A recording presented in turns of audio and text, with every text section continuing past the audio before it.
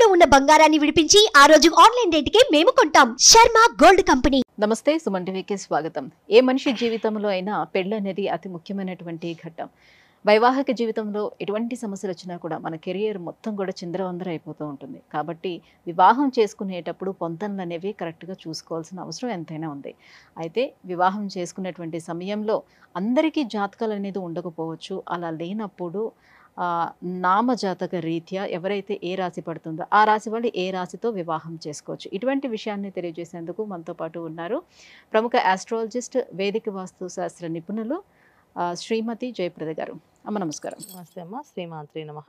అమ్మ, ఇప్పుడు నేను చెప్పినట్టుగా ఇప్పుడు వివాహం చేసుకునే సమయంలోనే ఖచ్చితంగా జాతక పొంతన అనేది ఖచ్చితంగా చూసుకోవాలని పెద్దలు చెప్తూ ఉంటారు. ఎందుకు చూసుకోవాలి? అలా జాతకాలు మ్యాచ్ అవ్వకపోతే ఏం జరుగుతుంది?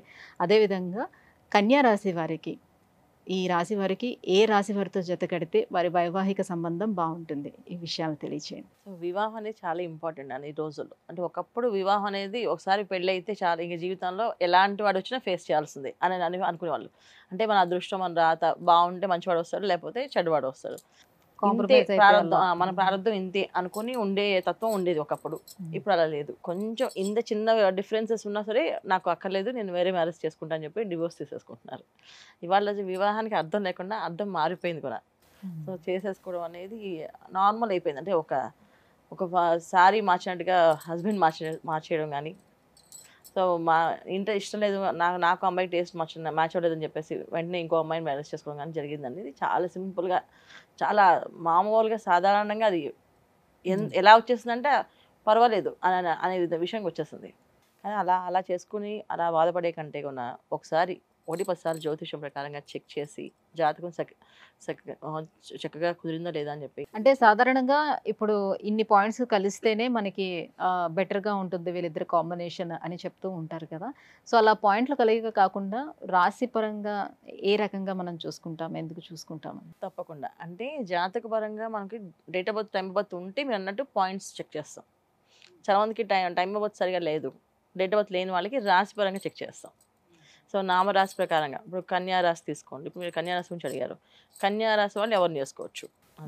అది వీళ్ళకి date of birth, time of birth ఉంది అంటే అప్పుడు వాళ్ళ లగ్నం ప్రకారంగా ఏ జాతకులు వీళ్ళకి బాగా సూట్ అవుతారు, బాగా మ్యాచ్ అవుతారు, ఏ విధంగా వీళ్ళకి అనుకూలంగా ఉంటుంది అని చెప్పి తెలుసుకోవచ్చు.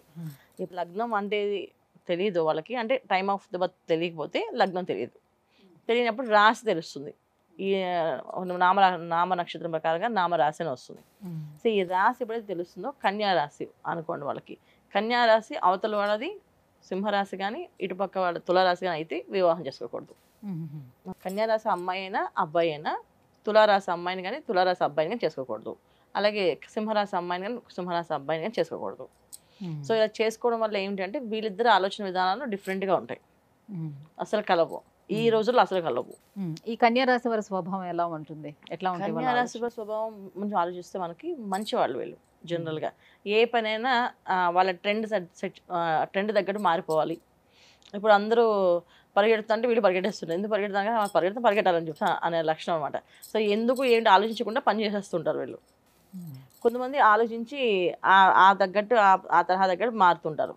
కానీ సింహరాశి వాళ్ళకి అలా అలవాట్లేదు. వాళ్ళు చిన్నప్పటి నుంచి వాళ్ళ ఇంట్లో పేరెంట్స్ ఏం చెప్పారో, ఎలా పెరిగారో అలాగే ఆలోచనలు కొన్ని ఉంటాయి. వాళ్ళు అది మార్చుకోలేదు తొందరగా, ఆ తత్వం నుంచి బయటపడలేరు వాళ్ళు. అసలు తులారాశి వాళ్ళకి ఏ విషయమైనా ప్రేమగా చెప్పాలి, స్పీడ్గా చేస్తే కుదరదు వాళ్ళకి. ఏదైనా స్పీడ్గా మాట్లాడినా, స్పీడ్గా పని ముందు చేసామన్నా ఇలా కాదు ఇలా చేసుకోవచ్చు అని ఏదో జనరల్గా ఏంటంటే పని చేయడం ఇంపార్టెంట్ అన్నప్పుడు ఆ విషయాన్ని గజిబిజిగా ప్లానింగ్ ఇచ్చేస్తుంది కదా. ఇది ప్లాన్, ఇది ఫాలో అయిపోండి, వాళ్ళ తత్వం అర్థం చేసుకుని వెళ్తాం. కానీ అలా తులారాశి వాళ్ళకి అలా కాదు. క్లియర్గా కూర్చోబెట్టి వివరంగా చెప్తేనే, అన్నం కలిపి ముద్ద పెడితే నోట్లో తిన్నట్టుగా వాళ్ళకి చెప్పాలి ఏ విషయమైనా. ఇంత స్పీడ్ చెప్తే కుదరదు. అలాగే అమ్మాయి అయినా అబ్బాయి అయినా ఏమవుతుంది, ఇటు అబ్బాయి వస్తే ఈ అమ్మాయి అడ్జస్ట్ అవ్వలేదు, అలాగే ఇలాంటి అబ్బాయి వస్తే ఆ అమ్మాయి అడ్జస్ట్ అవ్వదు. ఖచ్చితంగా స్లో అండ్ స్టడీగా, అంటే ఇవాళ స్పీడ్గా అందరూ స్పీడ్గా పరిగెడుతుంటే మీరు స్లో అండ్ స్టడీగా చెప్తుంటారు, అన్ని పనులు ఆచితూచి అడుగు వేయాలంటారు. ఇలాంటి విషయాలు ఒప్పుకోరు వీళ్ళు, అందుకని చేసుకోవద్దు అంటాం. సో లక్షణాలు మ్యాచ్ అవ్వవు మెయిన్. సో తులారాశి ప్రకారం వాళ్ళ లక్షణాలు బాగానే ఉంటాయి, కన్యా రాశి వాళ్ళ లక్షణాలు బాగానే ఉంటాయి, అలాగే సింహరాశి లక్షణాలు బాగానే ఉంటాయి. కానీ ఎవరికి వాళ్ళు మంచి వాళ్ళే, కానీ కలిపిది వాళ్ళకి ఇబ్బందులు వస్తాయి. ఎందుకు ఇబ్బందులు వస్తాయంటే ఆలోచన విధానాలు ఎప్పుడు విడివిడిగా డిఫరెంట్గా ఉంటాయి బాగా, అందుకని కలపద్దు. సో మరి కన్యా రాశి వారికి ఏ రాశి వారితో జతకడితే బాగుంటుంది, ఏ రాశి వారితో వాళ్ళు వివాహం చేసుకుంటే బాగుంటుంది? ఖచ్చితంగా కన్యా రాశి వాళ్ళకి ఎవరితో జతకట్టడం కంటే వీళ్ళని అర్థం చేసుకునే వాళ్ళు రావాలి మెయిన్. వీళ్ళని బాగా అర్థం చేసుకొని మనస్తత్వానికి తగ్గట్టుగా మార్పు ఉండేవాళ్ళు కావాలి వీళ్ళకి. ఎందుకు అంటే చాలామంది కన్యా రాశిలో వివాహం అనేది చేసిన వాళ్ళు డివోర్స్ అవ్వడానికి కారణం కన్యా రాశి వాళ్ళే ఎక్కువ శాతం. ఎందుకంటే వీళ్ళ ఆలోచన విధానాన్ని ఎదుటి వాళ్ళు అర్థం చేసుకోవడంలో టైం పడుతుంది. వీళ్ళతో కొన్నాళ్ళు ట్రావెల్ చేస్తే కానీ వీళ్ళు మంచి వాళ్ళు, వీళ్ళైతే వీళ్ళు ఇలాంటి వాళ్ళు, వీళ్ళకి మనస్తత్వం ఇలా కలిగిన వాళ్ళు అని తెలుసుకోవడానికి. సో అందుకని వీళ్ళు బాగా అర్థం చేసుకొని అండర్స్టాండింగ్ ఉండాలంటే మకర రాశి వాళ్ళు కొంచెం స్లో అండ్ స్టడీగా ఆలోచిస్తారు. ఎదుటి మనుషుల్ని ఏం చేస్తారు, ఎలా చేస్తారు అనేది కొంచెం మనిషిని స్టడీ చేసి ముందుకెళ్తారు వాళ్ళు. సో మకర రాశి వాళ్ళు వీళ్ళకి సెట్ అవుతారు. మకర రాశి వాళ్ళని చేసుకోవచ్చు, ఇంకా మేషరాశి వాళ్ళని చేసుకోవచ్చు. సో మకరం మేషం ఈ రెండు చేసుకోవచ్చు. ఎందుకు చేసుకోవచ్చు అంటే ఈ మకర రాశి వాళ్ళకి ఏంటంటే వీళ్ళు ఎంత స్పీడ్గా మాట్లాడినా, ఎంత స్పీడ్గా పనిచేసినా వాళ్ళు మాత్రం స్లో అండ్ స్టడీగా అబ్జర్వ్ చేస్తూ ఉంటారు. అబ్జర్వ్ చేసి కొన్నాళ్ళకి ఇది పతత్వం అంటే ఈ విధంగా చెప్పాలని. సో వీళ్ళ స్పీడ్కి మేషరాశి వాళ్ళు కూడా స్పీడ్గానే వెళ్తారు.